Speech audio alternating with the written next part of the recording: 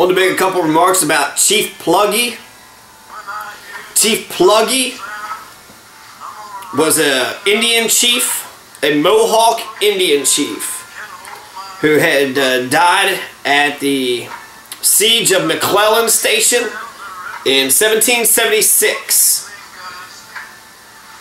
But I want to talk about Chief Pluggy because I want to illuminate the Native Americans in Kentucky that have been overlooked or has not much attention has not been looked at them. I want to bring these characters to life. So I want to talk about Chief Pluggy, and if we got more time, some other things I want to talk about. The origins of the name of Kentucky, and maybe some other things. But okay, so Chief Pluggy.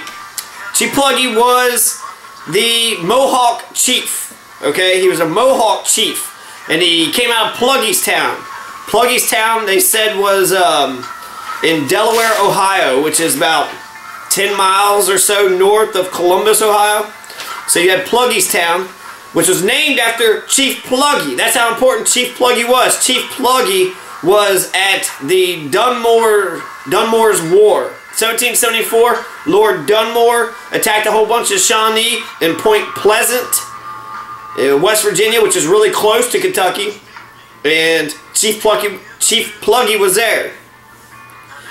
Pluggy's town is in, like I said before, Delaware, Ohio. And back in the day, though, they called it Upper Chillicothe, or Old Chillicothe. And I guess it's Chillicothe. Americans mess up the words anyway, so even if the pronunciation's a little off, it might... Ohio's actually named after the Indians. Ohio, Kentucky, Alabama, Mississippi, Missouri, Tennessee, Illinois, Indiana. Indiana literally means land of the Indians. So no wonder when you drive through Indiana, it just feels eerie. Like a quiet calm has gone over Indiana because of the genocide that was perpetuated there. And it is a genocide. It is a genocide. 100 million people is one estimate of how many Indians were Native American. How many Native Americans were in North America. Howard Zinn said that there was 10 million. So 10 million, 19, 100 million. It's more than 6 million. It's a huge Holocaust. There's no Indians surviving today. Native Americans, Aborigines, Aboriginals. So Aborigines. I don't see any Aborigines. There's one, Christopher Meeks. I think it's Christopher. Reginald Meeks. Reginald Meeks is an Indian that's in the House of Representatives here in Kentucky. So Pluggy's town. Pluggy's town's in Upper Chillicothe, Old Chillicothe. McClellan Station is modern-day Georgetown, Kentucky.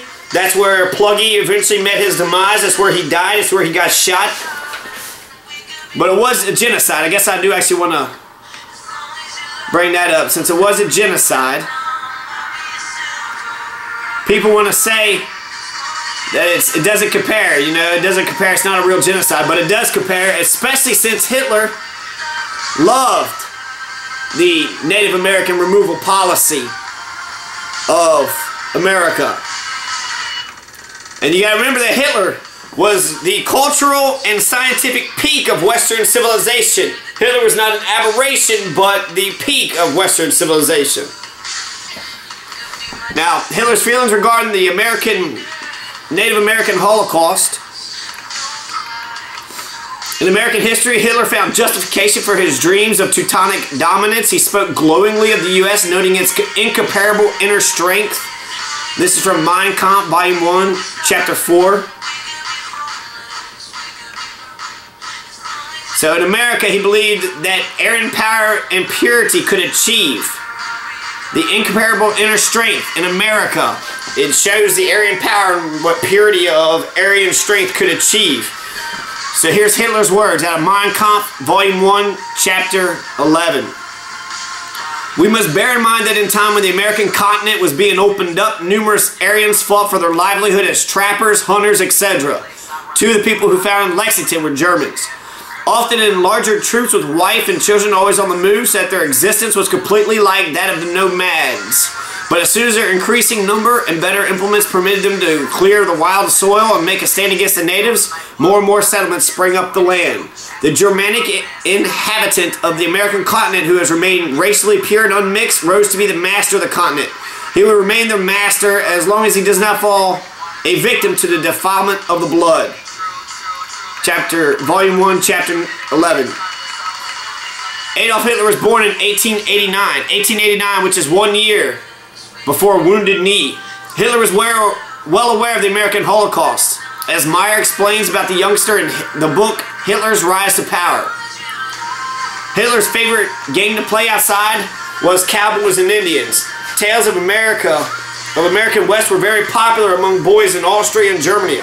Books by James Fenimore Cooper, especially German writer Karl May, were eagerly read and reenacted.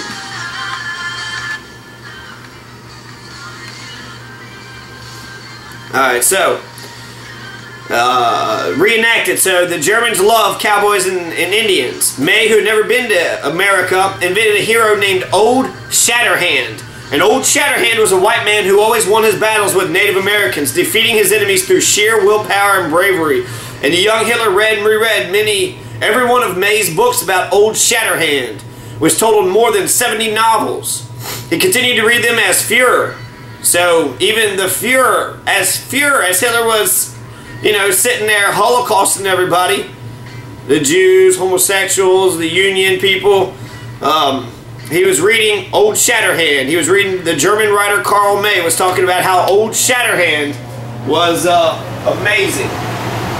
How Old Shatterhand was a cowboy that just,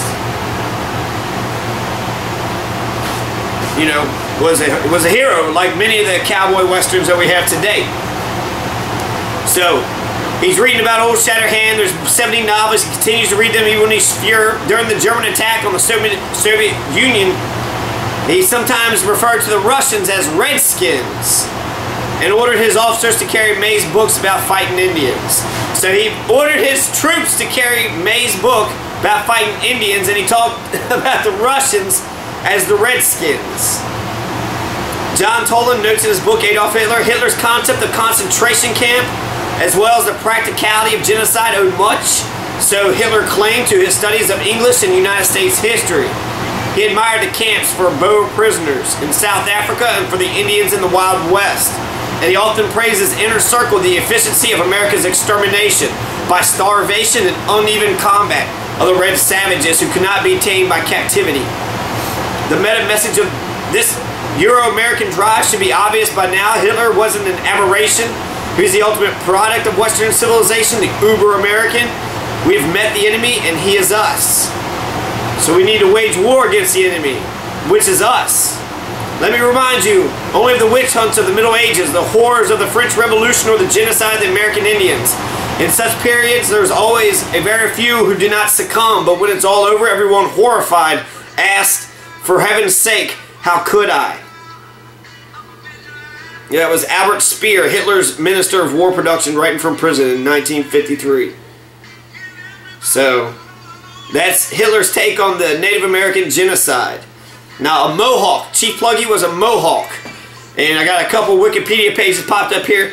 Mohawks were the most easterly tribe of the Iroquois Confederation. They call themselves Kanien'kehá:ka, people of the place of the flint. They're an Iroquois-speaking indigenous people of North America, originally from the Mohawk Valley in upstate New York. So the Mohawks come from New York. Chief Pluggy was a New Yorker. He came from New York.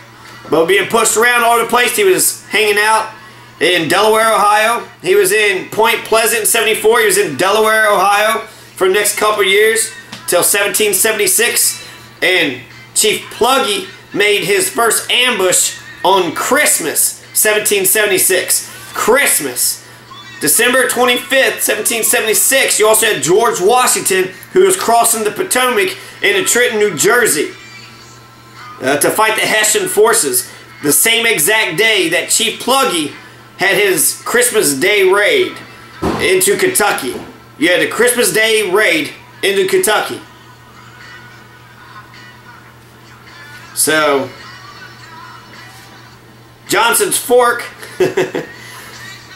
you had the Christmas Day raid in Kentucky. This was about Johnson's Fork near Blue Licks. So near Johnson's Fork, a creek near Blue Licks, where the Battle of Blue Licks had actually happened. There was an ambush. So the Mohawk leader, Chief Pluggy, had all these Mingo warriors. And he's a Mohawk. If anybody tries to say that Chief Pluggy is Mingo or Shawnee or Yuchi or Delaware or something else, they are wrong. He ain't the Wyandottes. He ain't nothing. He's not none of those. He is a he was a sub-chief under Blackfish, who was Shawnee, but Chief Pluggy himself was a Mohawk. So Chief Pluggy was a Mohawk. And the reason why they called him Chief Pluggy is because y'all couldn't pronounce his name. Chief Pluggy is Pluckkiminoti. Pluckkiminoti. That's Pluggy. Pluckkiminoti. So the Indian chief, Pluckkiminoti, is what you all call Pluggy. And I'll continue to say Pluggy. It's easier to remember, but Kliminoti. Pluckkiminoti. Pluckkiminoti also was the son of Tikon Yaturito. So Tikon Yaturito was the father of Pluckim Noti. Pluggy. In Pluggy's town, you also had the Indian chief, Logan. And Logan was famous for his Logan's Lament speech. And I'm going to mention it here, and then I'm going to get to Chief Pluggy's raid, which I haven't even mentioned yet. And it's been about my 15 minutes. But Logan's Lament was a famous speech that the Chief Logan had given when he was when all of his family was killed. So Logan, Chief Logan, was an Indian also. He wasn't at the Battle of Point Pleasant, the only major battle of Dunmore's War. After the battle, Dunmore's army marched into the Ohio country and compelled the Ohio Indians to agree to a peace treaty. But according to tradition, Logan refused to attend the negotiations, and instead he issued this speech. I appeal to any white man to say, if he ever entered Logan's cabin hungry and he gave him not meat, if he ever came cold and naked and clothed him not. Logan's a friend to the white man. During the course of the long and bloody war, Logan remained idle in his cabin, an advocate for peace. Such was my love for the whites that my countrymen pointed as they passed, and they said, Logan's a friend of the white man. I even thought to live with you, but for the injuries of one man, Colonel Cresap. The last spring in cold blood, unprovoked, murdered all the relations of Logan, not sparing even my women and children. There runs not a drop of my blood in the veins of any living creature. This is called on me for revenge, and I have sought it. I've killed many. I have fully glutted my vengeance. For my country I rejoice at the beams of peace, but do not harbor a thought that mine is the joy of fear. Logan never felt fear. He will not turn on his heel to save his life. Who is there to mourn for Logan? Not one. Logan's Lament. So Logan was living in Pluggy's town, Upper Chillicothe, Old Chillicothe, Delaware, Ohio. He was in Pluggy's town also. Colonel Cresap, it wasn't actually Colonel Cresap that did most of the killing. It was some other douchebag, some jerk off. He wasn't no Hugh McGarry. Hugh McGarry's a bastard. And when you think about the Holocaust, who are the enemies? Who are the Hitlers in American history who perpetuated the Holocaust? I mean, you got Christopher Columbus, you got Daniel Boone, you got Simon Kenton, you got George Washington. There's a lot of Indian killers. In fact, George Washington was just known as an Indian killer, Indian burner, an Indian village burner, something like that. So, even though Michael Cresap got the blame, Daniel Greathouse was the one that killed Logan's family. Daniel Greathouse was the one that had actually killed Chief Logan's family. And Chief Logan, we should remember, Chief Logan the orator, was a Native American orator and war leader born in the Iroquois Confederacy. Although he was of the Cayuga Nation, after his 1960s move to the Ohio country, he was sometimes referred to as Mingo. So there's Mingos here. His revenge for killing the family members by American frontiersmen helped spark the 1974 conflict known as Dunmore's War. So because Logan's family got murdered, Logan started to revenge on everybody and started killing a lot of white people, and that's when Lord Dunmore started his war, the governor of Virginia, in 1774, which is 2 years before the Declaration of Independence was issued.